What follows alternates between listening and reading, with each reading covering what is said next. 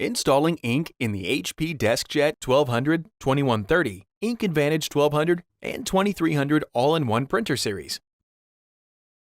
After unboxing your HP DeskJet 2300 printer, press the power button to turn on the printer. Open the cartridge access door. Remove the black cartridge from its package. Hold the cartridge by its sides and pull the tab to remove the plastic tape. Slide the cartridge into the right slot until it snaps into place. Repeat these steps to install the tricolor setup cartridge in the left slot.